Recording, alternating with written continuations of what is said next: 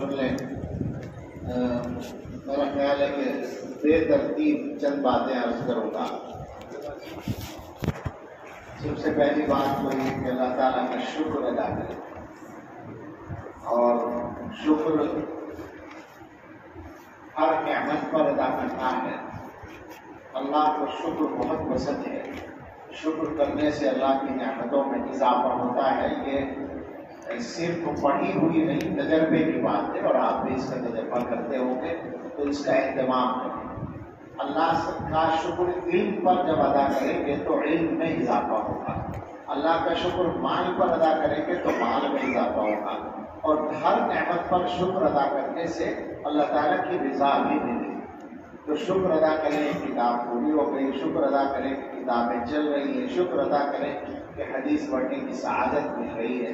اللہ تعالیٰ ہم سب کو علم نافع عطا فرمائے۔ آمین۔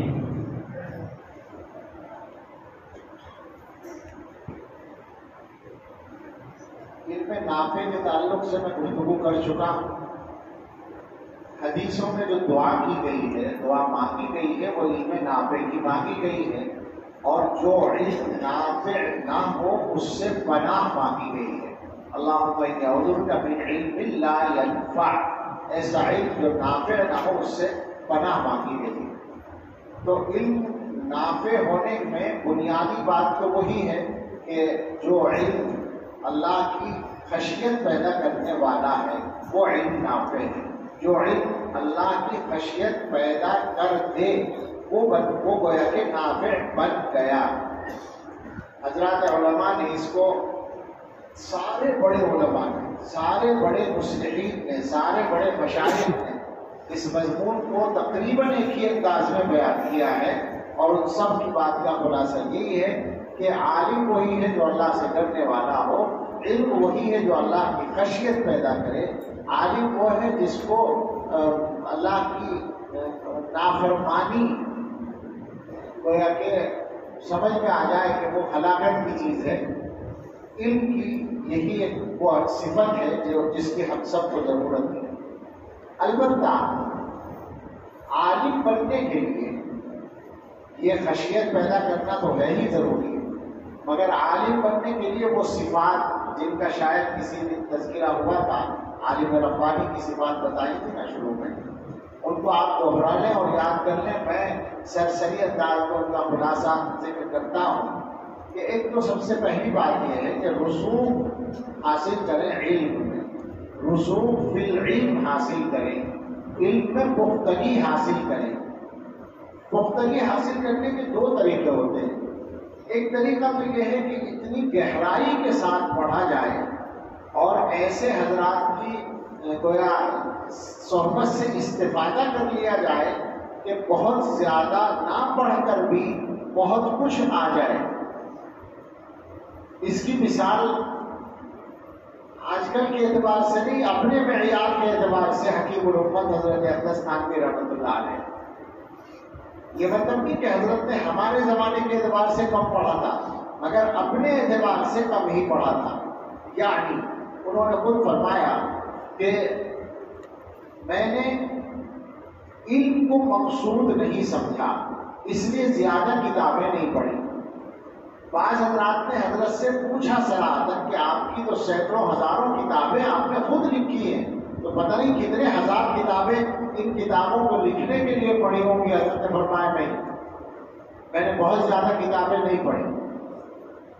حضرت نے فرمایا کہ میں نے ایک تو درسیات کو اپنے اساتذہ سے پڑھا اور اساتذہ کی باتوں کو یاد رکھا، اور اس کے بعد کسی موقع سے یہ فرمایا کہ میں نے 3 کتابیں پڑھی ہیں، حاجی امداد اللہ، حضرت گنگوہی اور حضرت مولانا یعقوب صاحب، یہ 3 کتابیں میں نے پڑھی ہیں، ان کی برکت سے اللہ نے مجھے علم دیا۔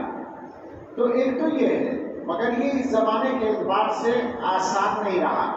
حکیم الامت کا تو عمل یہ ہے کہ وہ پڑھنے کے زمانے میں گھر سے آنے والے یا رشتہ داروں کی طرف سے آنے والے خطوط بھی نہیں پڑھتے تھے، ان کو گھڑے میں ڈال دیا کرتے تھے، سال کے آخر میں پڑھتے تھے۔ اتنی یکسوئی کے ساتھ جو آدمی پڑھے گا اس کے بارے میں تو یقین ہے کہ پھر اسے اپنی علومت بنتی جانا چاہیے۔ اس یکسوئی کا تو اس زمانے میں تصور بھی ناممکن ہو گیا ہے. لہذا دوسرا راستہ یہی ہے کہ زیادہ محنت کریں اور زیادہ پڑھیں، کثرت سے پڑھیں. کثرت سے بھی علم آئے گا، یعنی زیادہ پڑھیں اور زیادہ مطالعہ کریں. میں نے کبھی بات کی ہوگی، درسگاہوں میں کرتا ہوں میں، کہ آج اچھا عالم بننے کے لیے آدمی کو روزانہ 100 صفحے کا مطالعہ ضرور کرنا چاہیے. اگرچہ یہ معیار جو ہے بہت سے لوگوں کو بھاری لگتا ہے، اور ہم جیسے سست لوگوں کے ماحول کے اعتبار سے واقعتاً یہ معیار مشکل ہے. لیکن یہی معیار اگر آپ غور کریں گے تو آسان بھی لگے گا، یا یوں کہیے کہ بہت بڑا نہیں لگے گا. میں کہا کرتا ہوں کہ جو آدمی روزانہ 100 صفحات پڑھے سال بھر میں 36,000 صفحات کو پڑھے. اگر کوئی آدمی 50 سال تک یہ کام کرتا رہے، روزانہ 100 صفحات پڑھے، اور روزانہ کا مطلب ہوتا ہے عید کے دن بھی پڑھے اور شادی کے دن بھی پڑھے، تو 50 سال اگر کسی نے روزانہ 100 صفحے پڑھے تو 18 لاکھ صفحات بنے. ایک طرف تو یہ حقیقت ہے کہ 18 لاکھ صفحات پڑھنے والے علماء بہت کم ہوتے ہیں، مگر یہ حقیقت بھی اپنی جگہ ہے کہ سارے علوم 18 لاکھ صفحات میں نہیں آتے، یعنی سارے علوم دینیہ بھی نہیں آتے. اس کا مطلب یہ ہے کہ ضرورت ہے پڑھنا ضروری ہے. اور صحیح بات یہ ہے کہ جو بڑے علماء ہیں اس زمانے کے، قریبی زمانوں کے یا اس سے پہلے کے، وہ سب پڑھتے ہیں اور اس سے زیادہ پڑھتے ہیں. جو بھی ممتاز ترین علماء ہیں ان کی زندگی میں اگر آپ لگائیں گے حساب تو 100 صفحہ تو کبیر ہے، اس سے زیادہ ہی پڑھنے کا اوسط لگے گا. ایک نمونہ ہمارے درمیان ابھی موجود ہے، حضرت مولانا رحمت اللہ صاحب دامت برکاتہ. ان سے آپ میرا خیال ہے کبھی پوچھیں تو ٹھیک رہے گا، کچھ اندازہ ہو جائے گا. مجھے تو حضرت مولانا ریاست علی صاحب رحمۃ اللہ علیہ نے نصیحت کرتے ہوئے فرمایا تھا، اور انہوں نے حضرت مولانا رحمت اللہ صاحب کا نام لے کر کہا تھا کہ 150 صفحے روزانہ پڑھتے ہی ہیں، اور یقیناً اس سے زیادہ پڑھتے ہوں، یعنی درسیات کے علاوہ. اسی طرح حضرت مولانا سعید احمد صاحب پالنپوری رحمۃ اللہ علیہ کے بارے میں اور حضرت مولانا حبیب الرحمان صاحب کے بارے میں فرمایا تھا کہ یہ بھی پڑھتے ہیں. اپنے بارے میں فرمایا کہ 10ویں صفحے میں بھی پڑھ لیتا ہوں. مجھے نصیحت کرتے ہوئے یہ 3-4 نام لے کر نصیحت کی تھی. تو بڑے علماء جتنے بھی ہیں جو ممتاز ہوتے ہیں عام علماء سے، دیکھو یہ بات یاد رکھو، کام چلانے کے لائق آپ سب ہو جائیں گے، مگر اس کو ہمارے یہاں ہمارے علاقے میں جگاڑ کہتے ہیں. میری پرانی بات تھی، میں کہا کرتا ہوں یہ بات کہ ہم لوگ جگاڑ تیار کر رہے ہیں. جگاڑ کا مطلب کیا ہے؟ کام چل جائے. چنانچہ تدریس کی ضرورت ہے، ہم پڑھا لیں گے، تقریر کی ضرورت ہے، ہم کر لیں گے، کتابیں لکھنے کی ضرورت ہے، وہ تو آج کل بالکل ہی آسان ہو گیا. کتابیں لکھنے کا کام، ہر وقت کتابیں لکھنے لگے، اس میں کچھ نہیں ہوتا. اور جو کام بھی دین کا ہوگا ہمارے حصے میں ہم کر لیں گے، مگر کیا وہ نمبر 1 کا کام ہوگا؟ نمبر 1 کا کام نہیں ہوتا. تو عام طور سے ہم کام چلاؤ لوگ تیار ہو رہے ہیں، اس سے نکلنا، اعلیٰ معیار پر جانا. جو آدمی بھی عمل کر لے گا اس کو مل جائے گا. تو 100 صفحے کا اگر کوئی ٹارگیٹ بنا لے، فراغت کے بعد بنا لو، چلو طالب علم کے زمانے میں اسباب کا کام. حالانکہ سچی بات یہ ہے کہ اگر عادت ڈالو تو طالب علم کے زمانے میں بھی عادت پڑ سکتی ہے اور اتنا ہو سکتا ہے. لیکن بعد کے زمانے کے لیے تو ہر حال میں لازم کر رہے ہیں. اسی سے مربوط وہ بات ہے جو کئی بار تذکرے میں آئی کہ کون سی کتابیں پڑھی جائیں. جب میرا یہ معیار آپ اپنائیں کہ روزانہ 100 صفحے پڑھنے ہیں، پھر تو بہت ساری کتابوں کی ضرورت پڑے گی. لیکن ظاہر ہے کہ اس کے لیے شروع میں رہنمائی چاہیے، آگے چل کر آپ خود فیصلہ کر پائیں. سردست یہ ہے جو مختصر مطالعہ ہے، یعنی لازمی مطالعہ ہے، اس کا خلاصہ اگر میں عرض کروں تو وہ یہ ہے کہ تفسیر، حدیث، فقہ، عقائد، تصوف، تاریخ، سیرت، ان چند علوم پر کچھ کتابیں آپ نے ضرور پڑھی ہوں، ایسا ہونا چاہیے. اور یہ کھلا ہوا راز میں ذکر کر دوں کہ اکثر ہمارے فضلاء ان ساری چیزوں کو پڑھتے نہیں. تفسیر میں ظاہر ہے کہ سب سے بڑھ کر اللہ کا کلام ہے، ہمارے اکثر فضلاء ایسے ملیں گے کہ قرآن کی پوری تفسیر درس میں جو مجموعاً پڑھی ہے وہ پڑھی ہے. درس میں ہمارے نصاب میں 2 مرتبہ آدمی تفسیر پڑھتا ہے، ایک ترجمے کے عنوان سے 3 سالوں میں اور ایک جلالین شریف کی شکل میں. تو یہ تو سبق میں پڑھ لیا. اس کے علاوہ مطالعہ جس کو کہتے ہیں ہمارے اکثر فضلاء وہ ہیں، یعنی ہمارے کا مطلب ہمارے مدارس کے، کہ وہ ایک پوری تفسیر کوئی بھی پڑھا ہوا نہیں ہوتا اکثر و بیشتر. ان میں سے منتخب لوگ ہیں جو پڑھ لیتے ہیں. میری گزارش یہ ہے کہ جو ہمارے فضلاء بلکہ سبھی مخاطب ہیں وہ قرآن کریم کا مطالعہ کرنا چاہیں تو ان کو چند عربی تفاسیر اور چند اردو تفاسیر ضرور پڑھ لینی چاہیے. عربی تفاسیر میں جو امہات تفسیر ہے ان میں سب سے معتبر تو تفسیر ابن کثیر ہے، اس کو پڑھ لیں. اور تفسیر ابو السعود اگر موقع ہو اور ذوق ہو تو تفسیر کشاف. اگر کشاف نہ پڑھ پائے تو ابو السعود سے اس کی تھوڑی بہت تلافی ہو جائے گی، وہ مضامین وہاں بھی ملے گی. اور اگر فرصت ہو اور کوشش کر سکیں تو روح المعانی اور قرطبی بھی پڑھ لیں تو سبحان اللہ. یہ 3-4 تفاسیر عربی کی پڑھ ڈالیں اور 3-4 ہی تفاسیر کم سے کم اردو کی پڑھ لیں. حاشیہ عثمانی شیخ الہند کے ترجمے پر جو علامہ شبیر احمد عثمانی کا حاشیہ ہے وہ سارا پڑھ لیں، وہ تو ضرور پڑھ لیں، وہ تو جلدی ہی پڑھ لیں، وہ اسی رمضان میں پڑھ لیں. کیا خیال ہے؟ اور معارف القرآن مفتی شفیع صاحب رحمۃ اللہ علیہ کی اور مولانا ادریس صاحب دونوں کی پڑھ ڈالیں تو بہتر ہوگا. اس کے علاوہ صوفی عبد الحمید سواتی رحمۃ اللہ علیہ مولانا سرفراز صفدر کے بھائی تھے رحمۃ اللہ علیہ، شاید معالم الفرقان کے نام سے وہ بھی پڑھ لیں تو اچھا ہو. اسی طرح سے تفسیر ماجدی بھی پڑھ لیں. اس کے علاوہ ضروری نہیں ہے کہ پڑھیں، لیکن جب یہ پڑھ چکے تو پھر جو چاہے پڑھ سکتے ہیں. یعنی کہنے کا مطلب یہ ہے کہ چونکہ تفاسیر میں بھی لوگ لغزشیں کھاتے ہیں تو اپنے علماء کی صحیح تفاسیر پڑھنے کے بعد یہ صلاحیت آ جائے کہ غلطی پر آدمی متنبہ ہو جائے، چونک جائے کہ یہاں یہ مصنف ذرا دوسری طرف جا رہا ہے، تو پھر ایسے آدمی کے لیے کوئی مشکل نہیں ہے پڑھنا، وہ پڑھ سکتا ہے. لیکن بہرحال اتنا ضرور پڑھ لیں. حدیث کی کتابوں میں ظاہر حدیث دور حدیث میں آپ سارا حدیث ذخیرہ حدیث پڑھ رہے ہیں، لیکن اس کے علاوہ گویا تشریح کے طور پر اردو کی بعض کتابیں جو حدیث کے موضوع پر ہیں اور عربی کی بھی بعض کتابیں جو لوگ تدریس کا کام کریں گے اور اللہ ان کو حدیث پڑھانے کی توفیق دیں گے تو وہ شروع ہے حدیث پڑھیں گے انشاءاللہ. لیکن اس کے علاوہ حدیث کے موضوع پر ایک تو حجیت حدیث کے موضوع پر ضرور مطالعہ کریں. عربی میں بھی کچھ کتابیں ملتی ہیں اور اردو میں تو اسی عنوان سے اس نام سے بھی ہے تقی عثمانی صاحب دعوت برکاتہ کی، اور اس کے علاوہ بھی ہے. تو حجیت حدیث کے موضوع پر پڑھیں اور شرح حدیث کے موضوع پر ترجمان السنہ حضرت مولانا بدر عالم بیٹھی رحمۃ اللہ علیہ کی اور معارف الحدیث حضرت مولانا منظور نعمانی رحمۃ اللہ علیہ کی، یہ 2 ضرور پڑھ لیں. اور ایک ان کی ہے علامہ خالد محمود صاحب کی، کیا نام ہے اس کا یاد دلا، وہ بھی پڑھ لیں.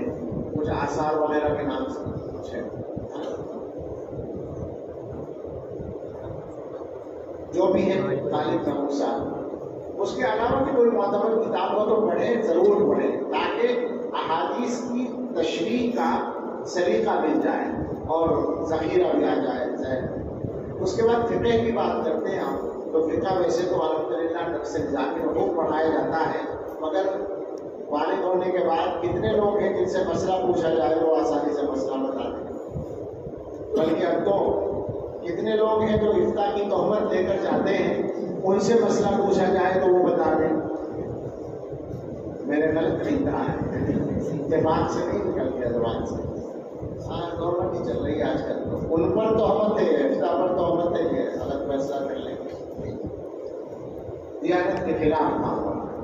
تو فقہ پڑھیں. فقہ میں عربی میں بتائے و سنائے ضرور پڑھتے ہیں. ساری پڑھ لیں، ایک بار پڑھ لیں یا کئی بار پڑھ لیں، جتنی بار پڑھیں گے اتنی زیادہ تفقہ میں اضافہ ہوگا۔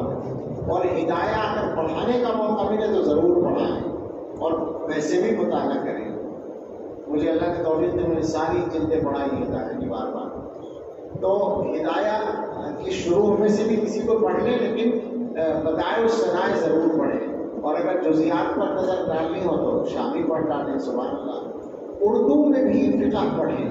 ہمارے معتبر اکابر مفتیان کرام کے جو فتاویٰ کے مجموعے ہیں ان میں سے کوئی ایک مجموعہ پورا پڑھیں۔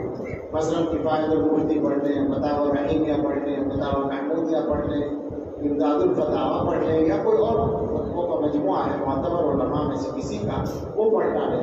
یہ ضروری ہے۔ عقیدے کے موضوع پر ضرور پڑھیں۔ عقیدے کے موضوع پر ہمارے اکابر نے بہت زیادہ تو نہیں لکھا، لیکن جو لکھا ہے وہ ٹھوس ہے اور وہ ہماری ضرورت ہے، اس کو پڑھیں۔ بہت سی کتابیں مگر عقیدے کے عنوان سے زیادہ نہیں ملیں گی۔ عام طور پر اہل باطل کے رد میں لکھی ہوئی کتابوں میں یہ مضمون ملے گا، تو ان کو پڑھیں۔ اس کے علاوہ عربی میں بھی ضرور پڑھیں۔ آج کے زمانے میں جو حالات ہیں وہ عقیدے کی اہمیت کو بہت بڑھا چکے ہیں۔ عقیدہ ہر زمانے میں اہم ہے اور شریعت کی روشنی میں اہم ہے، پکی بات ہے، لیکن اس زمانے میں مسئلے سیاسی بھی ہیں، اور عقیدے کو سیاست کے ذریعے سے پھیلانے کا اور سیاست کو عقیدے کے لیے استعمال کرنے کا سلسلہ جاری ہے۔ وہ ہم بات نہیں کرنا چاہتا، میں بالکل صاف ہی کہہ رہا ہوں، ایک ہی عقیدے کی بات نہیں ہے، لیکن بہرحال جو موٹے طور پر سامنے ہے، جو سب سے بڑا چیلنج ہے وہ رافضیت ہے، وہ شیعیت ہے۔ وہ جو عقیدہ ہے جو حکومت کے ذریعے سے ایران، جس کے لیے ہمیشہ برسر پیکار ہے، اور عالم عرب میں پورے علاقے میں چودراہٹ قائم کرنے کے لیے کام کر رہا ہے، اور باطل طاقتیں اس کی معاون ہیں۔ بالکل غلط فہمی میں نہ پڑے کہ فلاں سے جنگ ہو گئی اور فلاں سے جنگ ہو گئی، وہ الگ مسئلہ ہے، وہ الگ مسئلہ ہے، یہ الگ مسئلہ ہے، وہ اپنی جگہ ہے، یہ اپنی جگہ ہے۔ تو بہت حالات خراب ہیں، بہت خطرناک حالات ہیں، اور یہ بات طے ہے کہ وہ لوگ نئے سرے سے اپنے مذہب کو پھیلانے کے لیے محنت پر اتر گئے، اور پہلے سے زیادہ چالاکی کے ساتھ اتر گئے۔ تو اہل سنت کو بہت زیادہ ہوشیار رہنے کی ضرورت ہے، اور جب اہل سنت کہلانے والے لوگوں میں سے کچھ لوگ ان کے اعلی کار بن جائیں تو بات اور زیادہ تشویشناک ہو جاتی ہے۔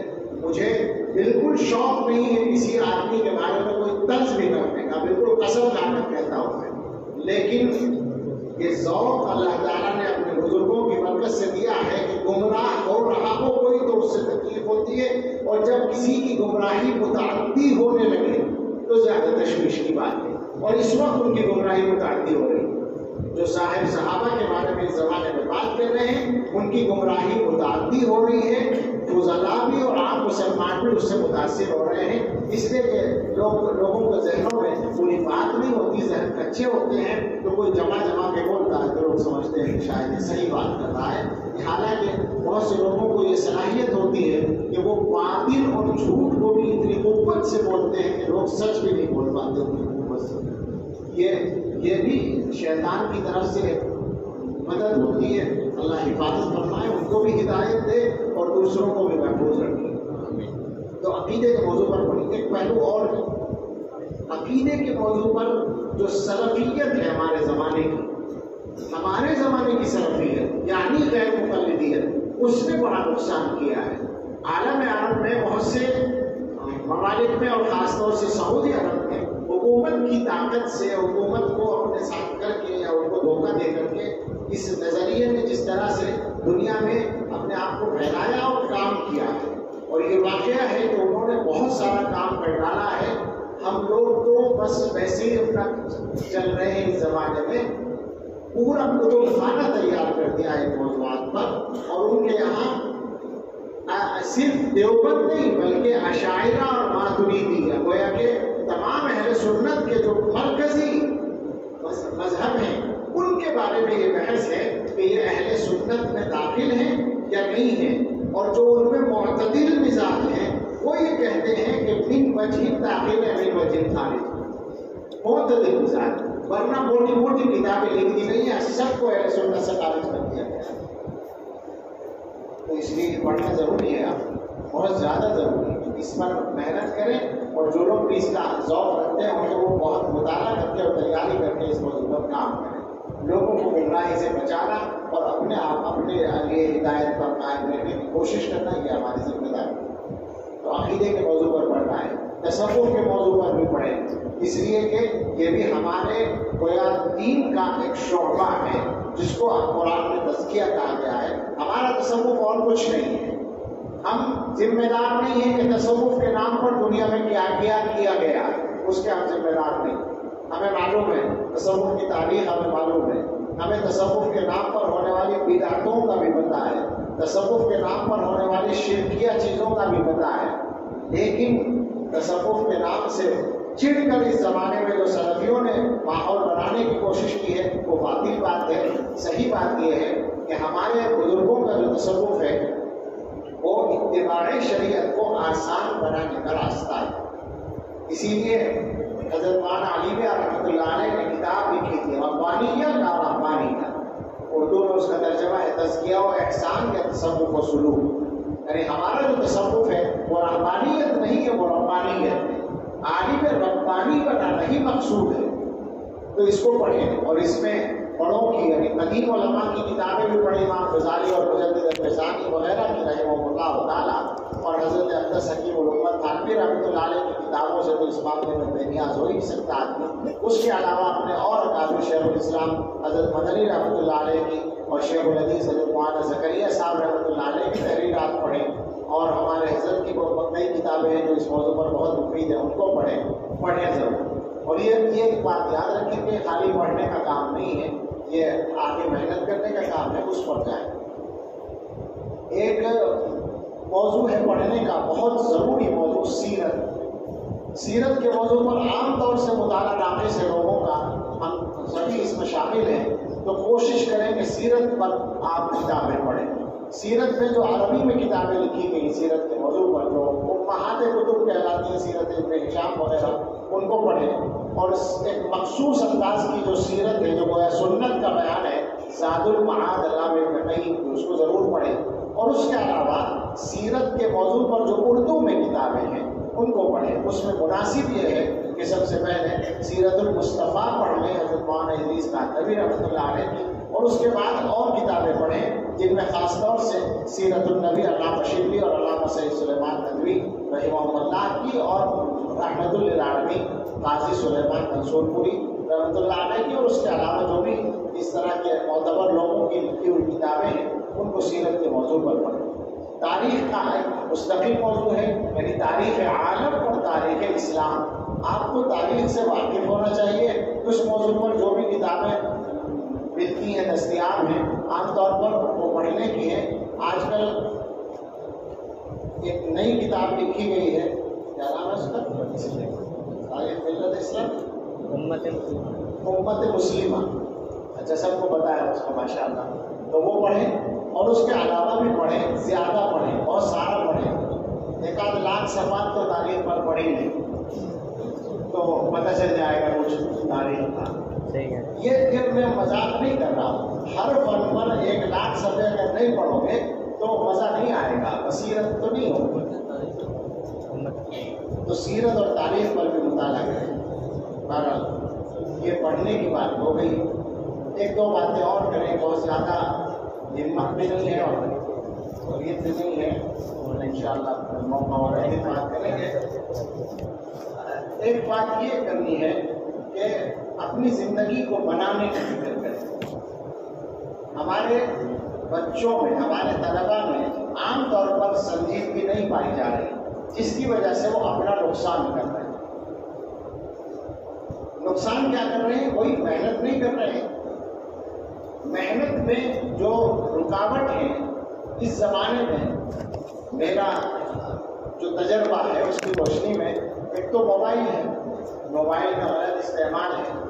اگر آپ اپنے اوپر پابندی لگا لیں، آپ خود لگائیں پابندی، مدرسہ اور ادارہ پابندی لگاتا ہے تو اور آپ کا کوئی نفس اس کا مقابلہ کرنے کی کوشش کرتا ہے، اس چکر ہی میں کیوں پڑے؟ آپ اپنے مقصد کو سامنے رکھ کر طے کریں۔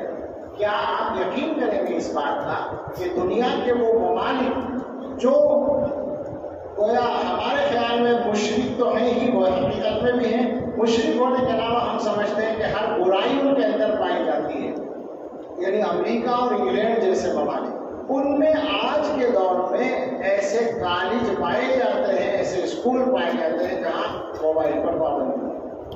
ہمارے مدرسوں میں پابندی لگے تو وہ سختی محسوس ہوتی ہے، اور ماڈرن ملکوں میں اور ان کے اندر پڑھنے والے بچوں پر پابندی ہے موبائل کے استعمال۔ کیوں؟ اس لیے کہ وہ ہم سے زیادہ اس کے نقصانات کو سمجھتے ہیں۔ تو آپ خود پابندی لگا لیں اپنے اوپر، کوئی وقت مقرر کر لیں گھر بات کرنے کا، باقی غیر ضروری باتوں سے پرہیز کریں، تو آپ دیکھیں گے کہ آپ کا وقت بہت بچ جائے گا اچھے کاموں کے لیے۔ میں یہ بات عام طور پر کہتا ہوں کہ ہم لوگ کرنے کے بہت سارے کام نہیں کر پاتے اس لیے کہ نہ کرنے والے بہت سارے کام کرتے ہیں، تو اس میں ہمارا وقت لگ جاتا ہے۔ اس میں سب سے بڑا دخل تو موبائل کا ہے۔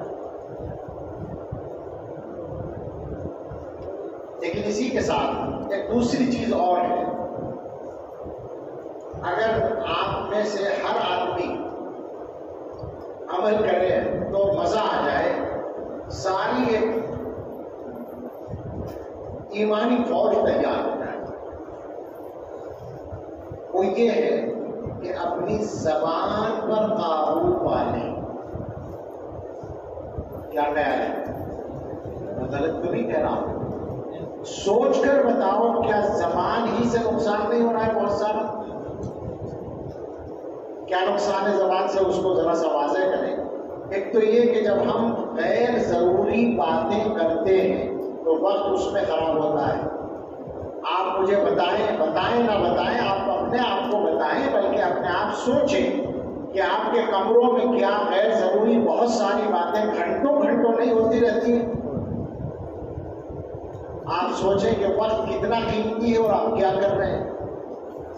اس کی وجہ سے آپ میں سے بہت سے لوگوں کی نیند پوری نہیں ہوتی۔ عام طور پر یہ ہو رہا ہے۔ آپ کو معلوم ہے کہ زبان کا معاملہ کتنا زیادہ ذمہ داری کا ہے، اور آپ کیا کر رہے ہیں اس پر غور کر لیں۔ کیا میں یہ بھی عرض کروں کہ آپ اپنے کمروں میں آپس میں جب بے تکلف ساتھیوں کے ساتھ ہوتے ہیں تو آپ کی وہ جو گفتگو ہے، ابھی تک تو میں غیر ضروری کہہ رہا تھا، وہ غیر جائز بھی ہوتی ہے، یعنی ناجائز بھی ہوتی ہے، کیا نہیں ہوتی؟ آپ تو علماء ہیں، مجھے بتائیں، کسی آدمی کا عیب اگر معلوم ہے، کسی کا گناہ معلوم ہے، کسی کی برائی معلوم ہے، اس کے پیٹھ پیچھے اس کا تذکرہ کرنا جائز ہے؟ کھلا حرام ہے یا نہیں؟ کیا کہتے ہیں اس کو؟ غیبت۔ اگر سچ میں وہ برائی ہے اور اگر سچ میں نہیں ہے، بدگمانی ہے، تو بہتان بن جائے گا، لیکن کم سے کم غیبت تو ہوتی ہے نا۔ اور کس کس کی ہوتی ہے یہ بھی معلوم ہے آپ کو؟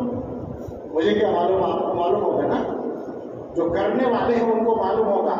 آپ جب غیبت کرنے پر آتے ہیں تو آپ اپنے ساتھیوں کی بھی غیبت کرتے ہیں، اور آپ اپنے اساتذہ کی بھی غیبت کرتے ہیں، اور آپ اپنی قوم کے بڑے بڑے علماء کی غیبت کرتے ہیں، اور ان سب باتوں کو یہ سمجھ کر کرتے ہیں کہ ہم اچھی بات کر رہے ہیں۔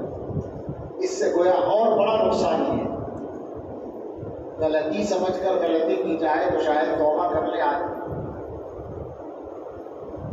حضرت تھانوی رحمۃ اللہ علیہ ولا یغتب بعضکم بعضا کی تفسیر میں غیبت کی قسمیں لکھی، اس میں یہ لکھا ہے کہ کافر حربی کی غیبت فی نفسی ہی جائز ہے، جو کہ وہ ہمارے دار میں بھی نہیں ہے، ہمارا اس سے معاہدہ بھی نہیں، وہ دار الحرب ہے اور وہ کافر بھی ہے، تو اس کی غیبت فی نفسی ہی جائز ہے، مگر تضییع وقت کی وجہ سے مکروہ ہے۔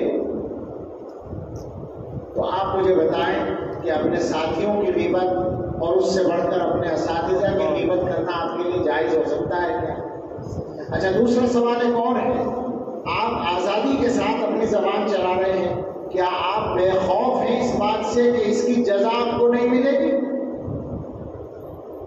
کتنی خطرناک بات ہے۔ آپ لوگوں کی عزت اگر اپنے قبروں میں بیٹھ کر خراب کرنے کی کوشش کر رہے ہیں تو کیا آپ کو اطمینان ہے کہ آپ کی عزت محفوظ رہے گی؟ یہ تو بدلہ ملتا ہے، اچھی طرح یاد رکھنا۔ تو خدا کے واسطے میری دل سوزی کے ساتھ اپیل ہے آپ سب سے، میری ساری باتیں بھی اگر بھول جاؤ تو اس بات کو مت بھولنا کہ زبان پہ قابو کر لو، بالکل قابو کر لو، بولنا ہی چھوڑ دو۔ سچی بات تو یہی ہے۔ ہمارے حضرت بتاتے ہیں چونکہ وہ اسکول یا کالج کے زمانے ہی سے تصوف سے جڑ گئے تھے، تو کالج کے زمانے میں یا یونیورسٹی کے زمانے میں باقاعدہ وہ اس کی پریکٹس کرتے تھے کہ چپ رہنا ہے۔ 3 ساتھی تھے جو ایک کمرے میں رہتے تھے، کھانا ساتھ کھاتے تھے۔ حضرت سناتے ہیں کہ ایک مرتبہ ہم نے یہ معاہدہ کیا کہ 40 دن تک بات نہیں کریں گے تاکہ عادت پڑے کم بولنے کی۔ تو کام تقسیم کر لیے کہ تمہیں کھانا لگانا ہے، تمہیں دسترخوان بچھانا ہے، تمہیں پانی لانا ہے، تمہیں یہ کرنا، کہنا نہ پڑے، بولنا نہ پڑے۔ تو سارے کام ہوتے تھے اور بولتے نہیں تھے۔ 40 دن اس کی مشق کی باقاعدہ۔ وہ یہ فرماتے ہیں کہ لوگ بولنے میں مزہ محسوس کرتے ہیں تو بولتے رہتے ہیں، اگر چپ رہنے کا مزہ جان لیں تو ایک لفظ بولنا پسند ہے۔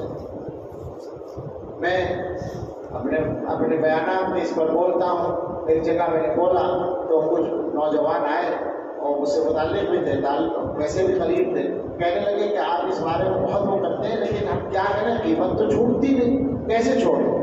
میں نے کہا بولنا چھوڑ دو، میں نے کہا بولنا چھوڑ دو۔ تو فوراً بولے کہ بولے بغیر تو کام نہیں چلتا۔ میں نے کہا مجھے بھی پتا ہے، یہی کہلوانا تھا۔ اب جواب یہ ہے کہ جب کام نہ چلے تب بولو۔ یہ آپ کو سنا رہا ہوں، آپ سے کہہ رہا ہوں کہ اسی وقت بولو جب بولنا ناگزیر ہو۔ بولے بغیر کام نہ چلے تب بولو، ورنہ چپ رہو۔ پھر دیکھو علم کس طرح آتا ہے تمہارے پاس۔ ایک نصیحت اور کرتا ہوں سارے مولویوں کو، مولوی بیٹھے ہیں سامنے، حسد سے بچو، حاسد مت بنو۔ یہ بھی اور پہلے والی بھی، غیبت اور حسد، یہ دونوں سچی بات یہ ہے کہ ہر طبقے میں پائی جاتی ہے، مگر کہے بغیر چارہ نہیں ہے کہ شاید ہمارے اندر زیادہ پائی جاتی ہے۔ کیا مصیبت ہے آج؟ کیا ہم لوگوں کا اللہ پر ایمان نہیں ہے؟ اللہ تعالیٰ اگر کسی بندے کو کوئی نعمت دیتے ہیں تو ہماری جیب سے کیا جاتا ہے، ہم سے لے کر تو نہیں دیتے۔ اللہ نے کسی کو عزت دی، ہمیں حسد ہو رہا۔ اللہ نے کسی کو مال دیا، ہمیں حسد ہو رہا۔ مولویوں کو مال میں اتنا حسد نہیں ہوتا، عزت میں زیادہ ہوتا ہے۔ ان کو حب جاہ زیادہ ہے، انہیں مرتبہ چاہیے، عزت چاہیے۔ تو سارے مولوی سن لو کان کھول کر، طلبا سے میں کہہ رہا ہوں اور جو بھی سنے اس سے کہتا ہوں کہ عزت بھی اگر چاہیے تو دوسروں کی عزت کی حفاظت کرنا سیکھو اور حسد کرنا چھوڑو۔ ہم قسم کھا کر آپ سے کہتے ہیں اگر حسد چھوڑ دو گے اللہ تعالیٰ عزت دے دے۔ مدرسوں کے اندر پڑھاؤ گے بالکل حسد مت کرنا۔ ایسا ہوگا کہ تمہارے ساتھ ناانصافی بھی ہوگی، ایسا لگے گا تمہیں میرا ساتھی ہے، میری طرح پڑھاتا ہے، بلکہ میں اس سے اچھا پڑھاتا ہوں، اسے بڑی کتاب دے دی۔ سب سے بڑا مسئلہ ہوتا ہے یہ مدرسوں کا۔ کوئی بات نہیں، پریشان مت ہو، عزت تمہیں ملے گی اگر تم حسد نہیں کرو گے۔ ایک مثال یاد آ گئی، حضرت مولانا، ویسے سارے اکابر اس کی مثال ہے، بڑے بڑے، لیکن ایک مثال قریب کی جس کو ہم نے دیکھا ہے، حضرت مولانا مفتی محمود حسن گنگوئی رحمۃ اللہ علیہ۔ میں ابھی کانپور گیا تھا، اس لیے جمعرات کو گیا تھا، تو وہ وہی مدرسہ تھا جس میں مفتی صاحب نے پڑھایا اور وہیں سے یہاں آئے تھے دیوبند۔ تو وہاں بھی میں نے یہ بات ذکر کی، چونکہ علماء ہی مخاطب تھے بلکہ اساتذہ تھے۔ تو مفتی صاحب نے وہاں یہ قانون بنوایا تھا کہ بڑے اساتذہ چھوٹی کتابیں بھی پڑھائیں، چنانچہ حضرت بخاری بھی پڑھاتے تھے اور حمد باری بھی پڑھاتے تھے، تاکہ یہ مسئلہ ختم ہو جائے کہ کس کو کتاب چھوٹی ملی کس کو بڑی ملی۔ اور ان کا یہ مزاج تھا کہ دیوبند آ گئے، دیوبند جب وہ آئے تو صدر مفتی بن کر آئے تھے، اور دارالعلوم میں عام طور پر دارالفتہ کے جو حضرات ہیں وہ درسیات نہیں پڑھاتے ہیں، لیکن حضرت مولانا سید فخر الدین صاحب رحمۃ اللہ علیہ اس وقت شیخ الحدیث تھے، صدر مدرس بھی ہو گئے تھے، تو انہوں نے بخاری شریف جلد ثانی حضرت مفتی صاحب کو دے دی پڑھانے کے لیے کہ میں کمزور ہو گیا ہوں، اب ایک جلد آپ پڑھا لیا کریں۔ تو مفتی صاحب ان کے زمانے میں پڑھانے لگے۔ ان کی جیسے ہی وفات ہوئی حضرت مولانا فخر الدین صاحب کی، تو اس دارالعلوم ہی میں بیٹھا ہوں، یہاں اختلاف سا ہوا طلبا میں اور لوگوں میں کہ صاحب کون بخاری پڑھائے، کون شیخ الحدیث بنے۔ وہ چند مہینے ایسے گزرے، سب لوگ یہ سوچ رہے تھے کہ اب تو مفتی محمود صاحب کو ملنی چاہیے جلد اول، ثانی پہلے سے پڑھاتے ہیں۔ مفتی صاحب نے یہ کیا کہ ثانی پڑھانا بھی چھوڑ دیا، کہنے کہ وہی اب دونوں جلدوں کا انتظام کرو۔ یہ تھا ان کا مزاج سے بچنا ہے، ثانی بھی چھوڑ دیا، انہوں نے نہیں پڑھا۔ چند سال حضرت مولانا شریف صاحب، شریف الحسن صاحب دیوبندی رحمۃ اللہ علیہ شیخ الحدیث رہے، پھر حضرت مولانا نصیر احمد خان صاحب رحمۃ اللہ علیہ شیخ الحدیث ہو گئے، اور بخاری ثانی دوسرے لوگ پڑھاتے رہے، مفتی صاحب نے نہیں پڑھائی۔ پھر وہ 7 سالہ کے بعد یہاں سے مظاہر علوم چلے گئے، پھر مظاہر علوم سے دوبارہ دارالعلوم میں آ گئے۔ تو ہم جس سال دورے میں تھے، ہمارے بعد والے سال میں محتمم صاحب نے ان سے کہا کہ کچھ پڑھا دیا کریں، تو نسائی شریف تھی انہوں نے پڑھانے کے لیے۔ ہمارے بعد کی جو جماعت تھی، مولانا نظر صاحب وغیرہ تھے، اس میں پھر انہوں نے نسائی ان سے پڑھی، پھر کئی سال تک نسائی پڑھاتے رہے۔ لیکن میں یہ پوچھتا ہوں کہ کتنے لوگوں کو پتا ہے کہ مولانا فخر الدین صاحب کے بعد کون بخاری پڑھاتا تھا اور کون مستحق تھا؟ اور دنیا جانتی ہے مفتی محمود الحسن گنگوہی کو، سمجھ رہے ہیں نا؟ جتنا نام ان کا زندہ ہے کسی اور کا ہے کیا ان کے معاصرین؟ اور اب تو میں دیکھتا ہوں کہ ان کی کرامتیں میں سمجھتا ہوں کہ صاحب دارالعلوم میں محتمم اور شیخ الحدیث پہلی بار ایک آدمی بنا ہے، وہ ان کا تیار کیا ہوا آدمی ہے۔ اب تو مظاہر علوم میں بھی یہ ہو گیا، وہ مفتی طاہر شیخ الحدیث بھی ہو گئے، اور ناظم بھی فی الحال ہے، قائد مقام ناظم میرے ساتھی ہیں وہ، اور وہ مفتی صاحب کے تربیت یافتہ ہے، اور ہر جگہ یہ صورتحال ہے۔ تو مقصد یہ ہے کہ وہ الگ چیز ہے، عزت اور مقبولیت اور قبولیت الگ چیز ہے، وہ حاصل کرنے کی کوشش کرو، اور وہ تب حاصل ہوگی جب اللہ کو راضی کرنے کی فکر کرو کہ بندوں کے چکر میں نہیں پڑو گے۔ تو حسد سے اپنے آپ کو ہمیشہ بچانا۔ ایک بات اور ہے پیسہ کمانے کی مسئلہ ہے، اور یہ مسئلہ اس لیے ہے کہ ہمارے طلبہ عزیز اب پہلے سے زیادہ سمجھدار ہو گئے۔ میں یہ بات کہا کرتا ہوں کہ ہم بھی کوئی ایسے خیر القرون کے نہیں ہیں، اسی دور کے ہیں۔ ہماری فراغت کو اب 39 سال ہونے جا رہے ہیں، 1408 میں ہمارا دور، تو اسی دور کے ہیں۔ لیکن مجھے اچھی طرح یاد ہے، بلکہ اپنے بعد کے سالوں کے بھی بعض لوگوں سے میں نے کہا تو انہوں نے میری بات کی تصدیق کی کہ ہمارے ذہن میں طالب علم کے آخری دن تک بھی یہ چکر نہیں تھا کہ کیا کمائیں گے اور اس میں کتنا کام چلے گا۔ یہ تھا ذہن میں کہ مدرسے میں پڑھائیں گے، والدین اور اساتذہ کی تربیت کا یہ وہ تھا ذہن بنا ہوا تربیت سے کہ پڑھانے کا کام کریں گے، لیکن پڑھانے میں تنخواہ کتنی ملے گی اور اس تنخواہ سے گھر کا کام چلے گا یا نہیں چلے گا، خرچہ چلے گا یا نہیں چلے گا، یہ ذہن میں نہیں تھا۔ تو آپ سے میں اس موضوع پر 2-3 باتیں کہنا چاہتا ہوں۔ آپ زیادہ پریشان کیوں ہیں وہ میں بتاؤں۔ آپ کے ذہن میں یہ ہے ایک تو آرام کی زندگی گزرنی چاہیے، آپ یہ سوچتے ہیں، اور آرام کے لیے پیسہ ضروری ہے، بالکل ٹھیک ہے۔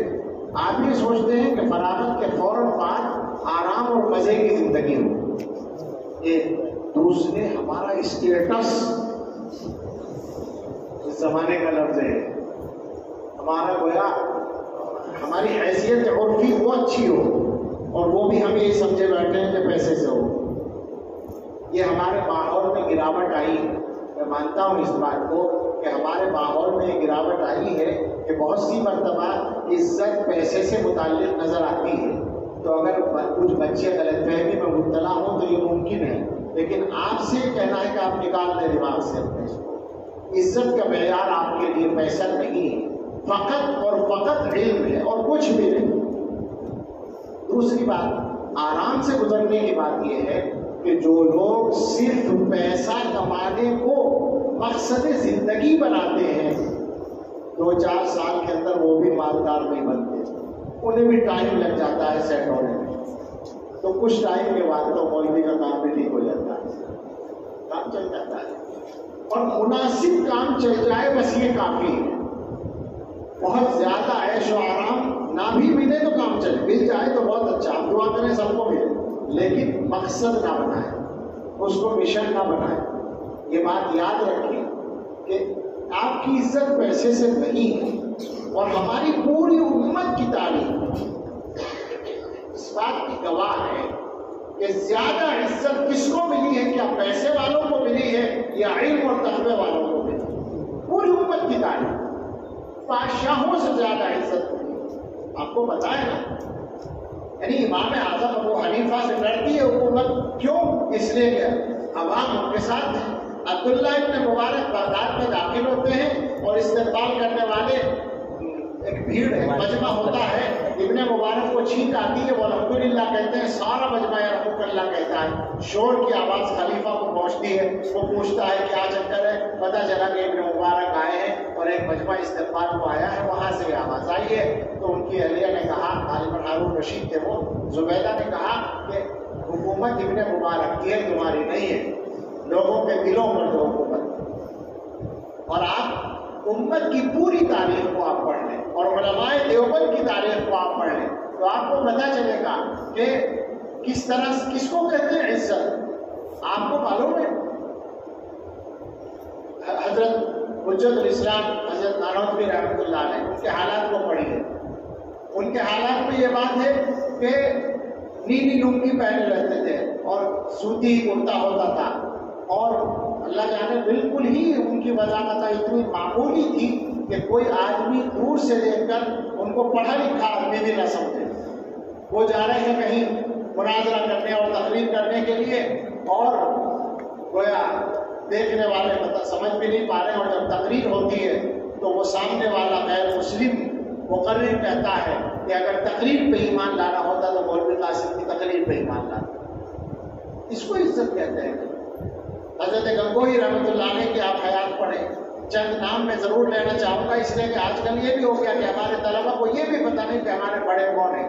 حقیقت یہ ہے کہ یہ جو دارالعلوم ہے، اس دارالعلوم نے 100 یا 1000 کچھ بھی آپ تعداد میں شمار بھی کرا سکتا ہوں، نام بھی لے سکتا ہوں، لیکن اگر میں 100 کے لفظ پر رکوں تو احتیاط زیادہ ہوگی۔ کم سے کم 100 آدمی تو ایسے تیار کیے ہیں جن میں سے دوسرے اداروں کے پاس ایک ایک 2 آدمیوں کی نظیر ہے تو وہ ان کے لیے کافی ہو رہی ہے پوری تاریخ۔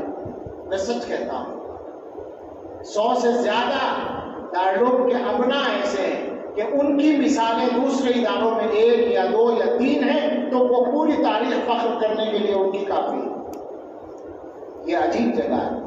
حضرت گنگوہی رحمۃ اللہ علیہ کو یاد کرو اور پڑھو، حضرت نانوتوی رحمۃ اللہ علیہ کو یاد کرو اور پڑھو، حضرت شیخ الہند رحمۃ اللہ علیہ، کس کو کہتے ہیں عزت؟ شیخ الہند کا نام حکومت کر رہا ہے اور اپنے زمانے میں سبحان اللہ کیا مقام تھا اور کیا درجہ تھا شیخ الہند کا۔ حضرت تھانوی رحمۃ اللہ علیہ کو پڑھو اور دیکھو کہ کیا ان کے یہاں صورتحال کی، کیسی عزت اللہ نے دی تھی۔ حضرت مدنی رحمۃ اللہ علیہ کو دیکھو اور پڑھو اچھی طرح پڑھو، قریب سے پڑھو۔ علامہ انور شاہ کشمیری رحمۃ اللہ علیہ کو پڑھو، حضرت مفتی کفایت اللہ صاحب رحمۃ اللہ علیہ کو پڑھو، حضرت مولانا علامہ شبیر احمد عثمانی رحمۃ اللہ علیہ کو پڑھو، حکیم الاسلام حضرت مولانا خالد طیب صاحب رحمۃ اللہ علیہ کو پڑھو۔ یہ بہت نمایاں اور مشہور اور جلدی یاد آنے والے چند نام میں نے لیے ہیں، لیکن جو میں نے کھولا ہے پڑھنے کے لیے سینکڑوں بلکہ ہزاروں لوگ کافی وہ موجود ہیں یہاں پر، جن کو پڑھ کر تم اپنے لیے نمونہ بنا سکتے ہو۔ پیسہ اصل نہیں ہے، بالکل نہیں۔ شیخ الاسلام حضرت مدنی کی عزت کا یہ عالم ہے کہ ہندوستان کا صدر جمہوریہ ان سے ملنے کے لیے دیوبند آیا تھا۔ ڈاکٹر راجندر پرساد جو آئے تھے وہ اصلاً دارالعلوم کی دعوت پر نہیں آئے تھے، وہ ایک گاؤں ہے یہاں پہ لڑکھنڈی، وہاں ان کی دوستی یا رشتہ داری تھی، وہاں شادی میں جانے کے لیے تقریب کوئی تھی، وہاں جانے کے لیے دیوبند سے گزرے تو بتایا گیا ان کو کہ دیوبند ہے، تو انہوں نے کہا یہ وہی دیوبند ہے جہاں مولانا حسین احمد صاحب رہتے ہیں، کہاں وہی ہے، کا معلوم کراؤ اگر مولانا ہو تو ملیں گے۔ تو معلوم کرایا تو حضرت نہیں تھے، سفر میں تھے، تو انہوں نے پھر یہ کہا کہ ہم دوبارہ آئیں، تو وہ آئے تھے دیوبند، اور ان کا وہ معائنہ موجود ہے جو آپ نے پڑھا ہوگا، اور میں نے وہ فوٹو دیکھا ہے جو چپکے سے دیا گیا تھا۔ حضرت بہت سخت تھے فوٹو میں، لیکن صدر جمہوریہ آیا ہوا تھا تو کسی نہ کسی نے لے لیا تھا، تو میں نے وہ فوٹو دیکھا ہے کہ حضرت تکیے سے ٹیک لگائے ہوئے اس طرح بیٹھے ہیں اور ڈاکٹر حضرت بشار اس طرح حضرت کے سامنے سر جھکا کر ادب سے بیٹھے ہیں. میں نے خود فوٹو دیکھا ہے. اللہ جانے کہاں تھا وہ یاد نہیں رہا, شاید میرے استاد ہیں لگوں میں ان کے پاس تھا. تو پیسہ اصل نہیں ہے. اس شیخ الاسلام کا یہ حال ہے کہ انہوں نے اپنا گھر بنایا تو قرضہ لے کر بنایا, جو سالوں میں ادا ہوا. آپ سمجھتے ہیں کہ پیسے سے سب کچھ ہوتا ہے, ایسا نہیں. اور آج بھی جو تمہارے بڑے موجود ہیں, یہ مت سمجھنا کہ یہ شروع سے مالدار ہے, اس غلط فہمی میں مت رہنا. حضرت شیخ الحدیث مولانا زکریا صاحب رحمۃ اللہ علیہ کا ارشاد ہے کہ جو ہمارے علماء اور بڑوں کے آخر کو دیکھتا ہے وہ گمراہ ہو جاتا ہے, بیکار ہو جاتا ہے. جو شروع کو دیکھے وہ کامیاب ہوتا ہے. تو پڑھو, اکابر کو پڑھو, ان کی تاریخ کو پڑھو, ان کو سمجھنے کی کوشش کرو, اور دارالعلوم کو بھی سمجھو, اور دارالعلوم کی فکر کو بھی سمجھو. یہ بھی پڑھنے ہی سے آئے گا اور اساتذہ سے مل کر آئے گا. دارالعلوم کی بات آ گئی, مجھے اپنی بات ختم کرنی چاہیے, بہت دیر ہو گئی, لیکن دارالعلوم کی بات آئی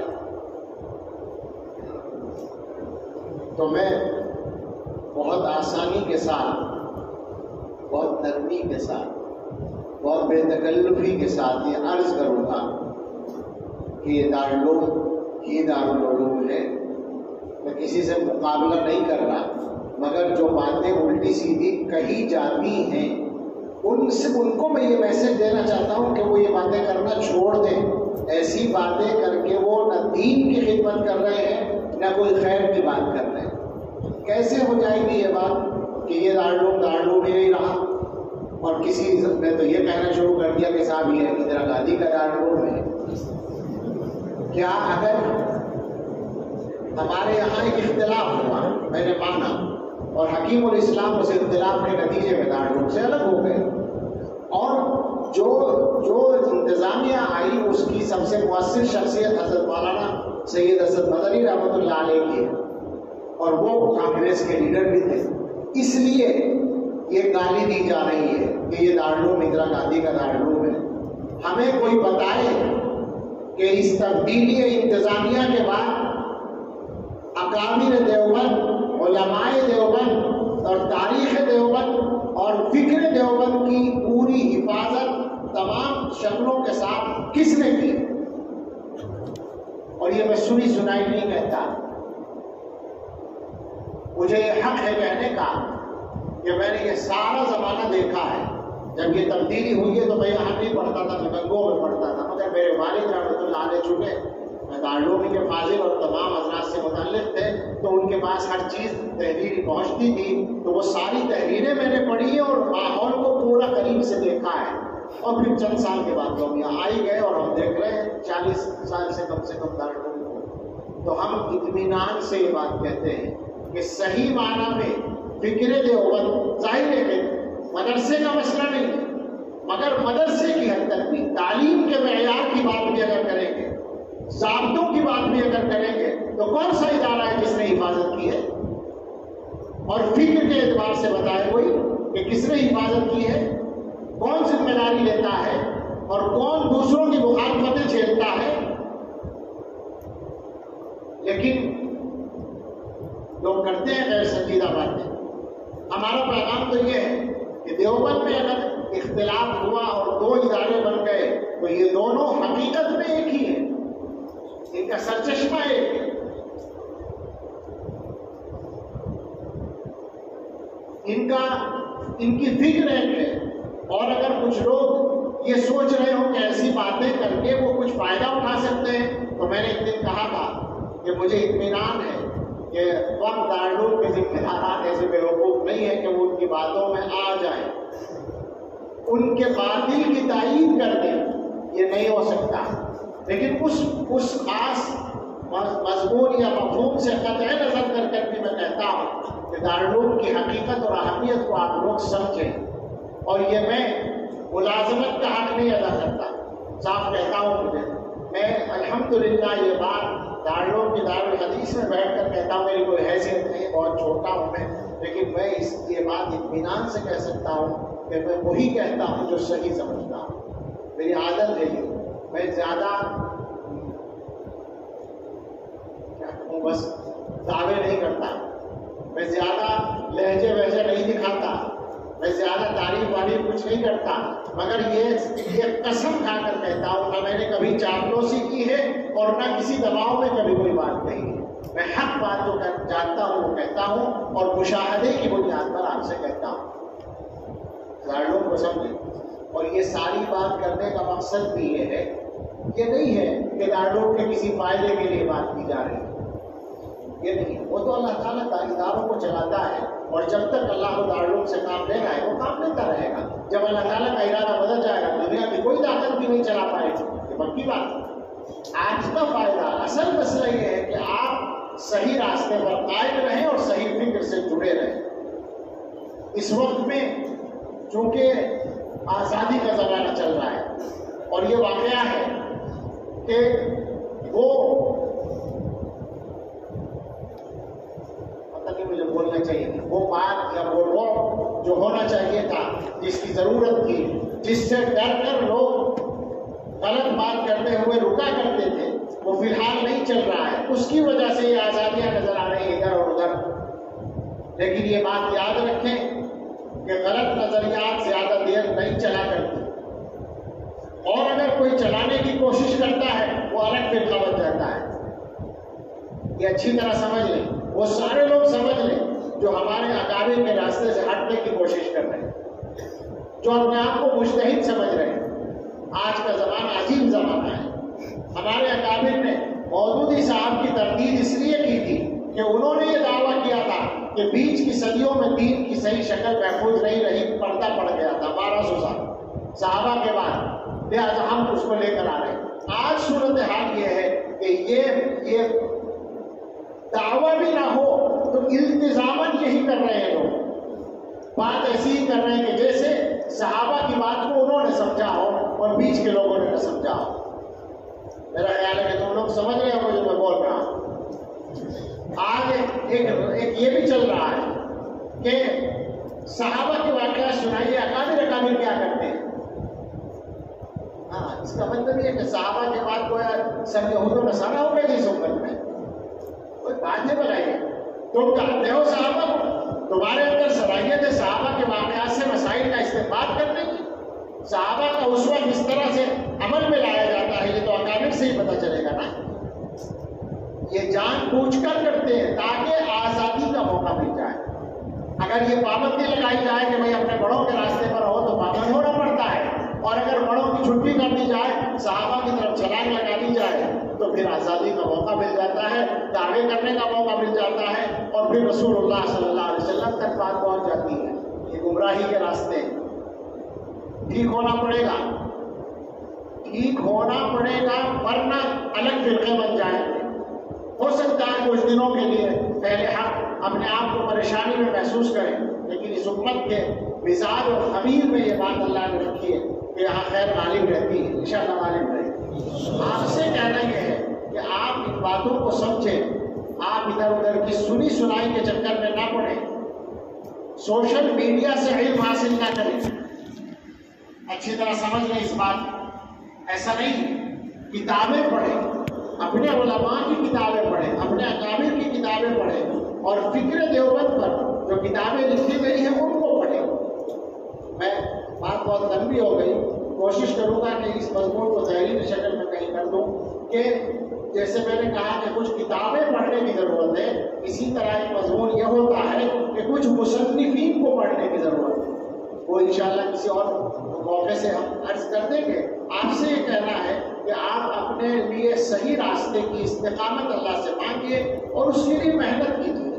اور بات چھڑی تھی پیسہ کمانے کی، مدرسوں میں جاؤ گے تنخواہ بہت کم ملے گی، معلوم ہے ہمیں، اور شکایت ہے ہمیں، بالکل صفائی سے یہ بات ہے۔ اب وقت کا یہ بھی تقاضا ہے کہ ہمارے مدارس تنخواہ بہتر کریں، اللہ انتظام کرے گا انشاءاللہ۔ آپ سے میں نے کہا نا کہ آپ سے کہنے کی یہ بھی وجہ ہے کہ خطرہ یہ ہے کہ آپ میں سے بھی کچھ لوگ معتمد بن سکتے ہیں۔ معتمد بننے کے خطرے سے دو چار ہیں، تو اگر بن گئے معتمد تو کیا ہوگا؟ میں کبھی کبھی سوچتا ہوں کہ میں چونکہ کبھی بھی معتمد یا منتظم نہیں رہا، گزرنے سے محض رہا ہوں، تو ہو سکتا ہے کہ میری بات وہ لوگ یہی سوچ کر وہ کریں کہ صاحب اسے کیا پتا اتنا مشکل ہوتا ہے انتظام کرنا. لیکن ٹھیک ہے، مجھے پتا ہو یا نہ پتا ہو، مگر مجھے ایک بات کا ضرور پتا ہے، اور وہ یہ ہے کہ اللہ انتظام کرنے والا ہے. دین کی عظمت کو باقی رکھنا بھی ضروری ہے، اور آج کے زمانے میں جو مشکلات آ گئی ہیں آسان نہیں رہا ہے، اور اس طبقے کو مدارس کے ساتھ جوڑے رکھنا بھی ضروری ہے. تو کوشش ہونی چاہیے کہ تنخواہیں صحیح، لیکن آپ میں جو لوگ بھی مدارس میں خدمت کر سکتے ہوں کوشش یہ کریں کہ وہ یہ خدمت ضرور انجام دیں اپنے روزگار کے لیے. اگر آپ میں صلاحیت ہے تجارت کرنے کی، تجارت کی صلاحیت سب میں نہیں ہوتی.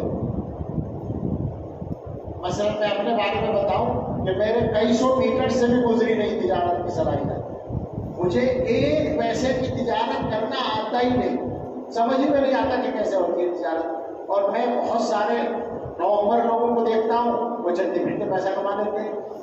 تو اگر صلاحیت ہے تجارت کرنے کی تو کر لینا، بشرطے کہ دینی خدمات متاثر نہ ہو، اور اگر صلاحیت نہ ہو تو چکر میں مت پڑنا، ایسے ہی کام چلا لینا، کوئی حرج کی بات نہیں. مدرسے کی تنخواہ حلال ہوتی ہے، ناجائز نہیں ہوتی. مسجد کی تنخواہ حلال ہوتی ہے، ناجائز نہیں ہوتی، مشتبہ نہیں ہوتی. دینی خدمات کا معاوضہ کوئی مشتبہ مال نہیں ہے. بکواس ہے جو یہ کہتا ہے کہ یہ جائز نہیں، جہالت کی بات بالکل درست ہے. اور حقیقت یہ ہے کہ کسی کا احسان نہیں ہے، اللہ کا احسان ہے بس، اور کسی کا بھی احسان نہیں. تو مدرسے میں خدمت انجام دو، اور روزگار کے لیے جو بہتر سے بہتر کر سکو وہ کرو. مگر یہ بات یاد رکھنا کہ مال مقصد نہیں ہے، اور یہ بات یاد رکھنا کہ رزق و مقصود مقرر ہے، وہی مل کے رہے گا. حلال طریقے پر لینا. میں نے ایک دن اور کہا تھا شریعت کے خلاف نہ ہو اور غیرت کے خلاف نہ ہو، علمی غیرت کے خلاف نہ ہو اور شریعت کے خلاف نہ ہو. جتنا آئے لے لو، اگر ہدیہ ملتا ہے لو، مگر ذلت کے ساتھ نہیں، شریعت کے خلاف نہیں. بس یہ شرط ہے، مقصد مت بناؤ اس کو. مال مقصد نہیں ہے، وہ جتنا اللہ کی طرف سے مقرر ہے وہ مل کر ضرور رہے گا، وہ نہیں جائے گا کہیں. منتشر کچھ باتیں ہو گئی، میرے ذہن میں بعض باتیں اور بھی تھیں مگر طبیعت خراب تھی، میں لکھ نہیں پایا، تو اس لیے انہیں باتوں پر اکتفا کرتا ہوں. اللہ تعالیٰ ہم سبھی کو اپنی مرضیات میں چلنے کی توفیق عطا فرمائے. اللہ آپ میں سے ہر شخص کا مستقبل روشن فرمائے. آمین. وآخر دعوانا Thanks for watching. Don't forget to like, comment, share and subscribe to Al Wahid channel.